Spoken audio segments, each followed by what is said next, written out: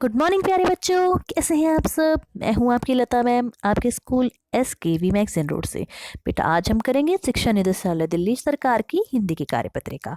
आज हमारी worksheet number है 123। आज डेट है 3 दिसंबर 2020। बेटा आज हम हमारी हिंदी की पुस्तक रिमझिम के पाठ वे दिन भी क्या दिन से संबंधित वर्कशीट करेंगे। सभी बच्चे हमेशा की तरह यहाँ पर अपना नाम, यहाँ पर अपने टीचर का नाम लिखेंगे। क्या आप जानते हैं हर साल 3 दिसंबर को दुनिया भर में अंतर्राष्ट्रीय दिव्यांगजन दिवस मनाया जाता है।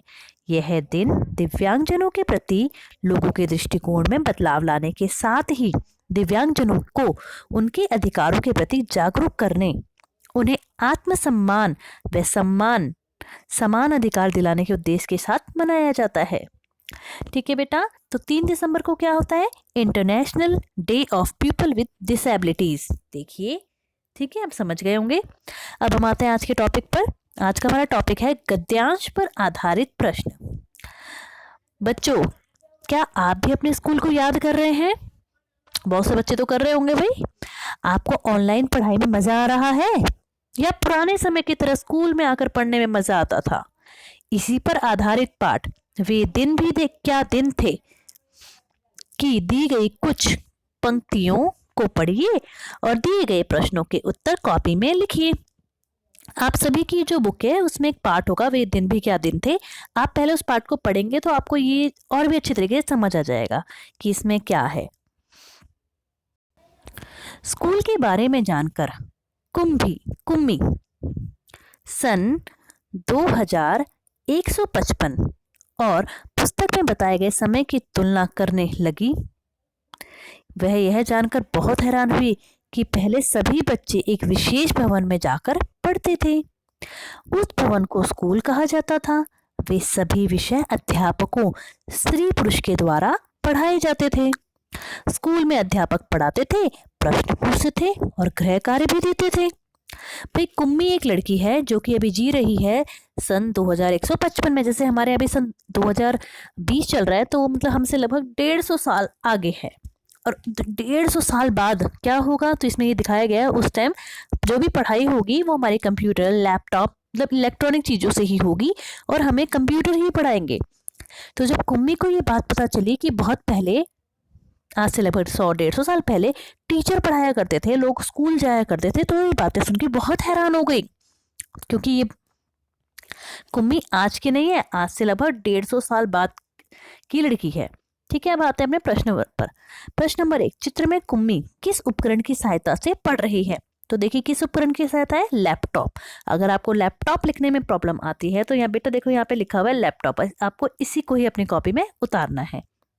अगला प्रश्न, प्रश्न नंबर 2, कुम्मी क्यों हैरान हुई थी? क्यों हैरान हुई थी कुम्मी?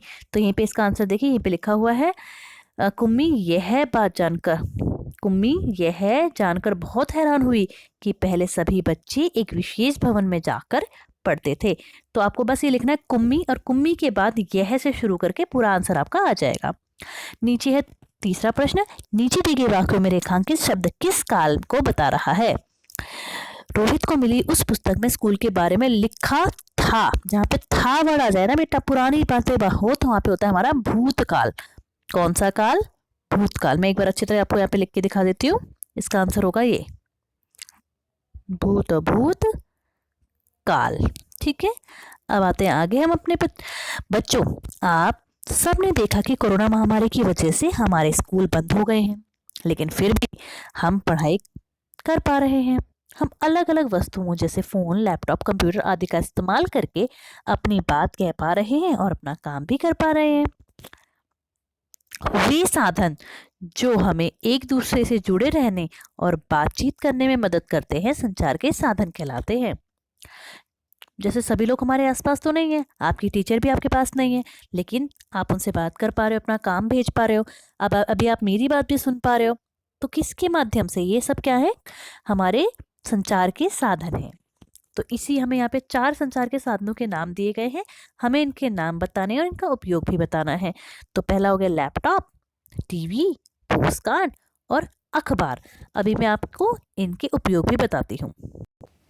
तो बेटा मैंने यहाँ पे इनके नाम और इनके उपयोग दोनों लिख दिए हैं। पहला है लैपटॉप, पढ़ाई में वे कई ऑफिस कार्यों में यूज़ होता है। दूसरा है टीवी, मनोरंजन के कार्य में।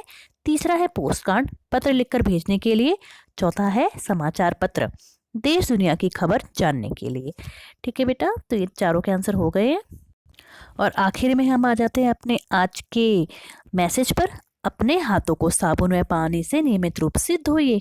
कोरोना से बचने के लिए अपने हाथों को नियमित रूप से धोते रहना चाहिए। और इसके साथ साथ आप मास्क भी पहने और सोशल डिस्टेंसिंग का पालन भी करें। ठीक है बेटा, आज की हमारी वर्कशीट यहीं पे कंप्लीट होती है। सभी बच्चे इसे कॉपी में करेंगे और अपने टीचर के पास सेंड करेंगे। Bye bye.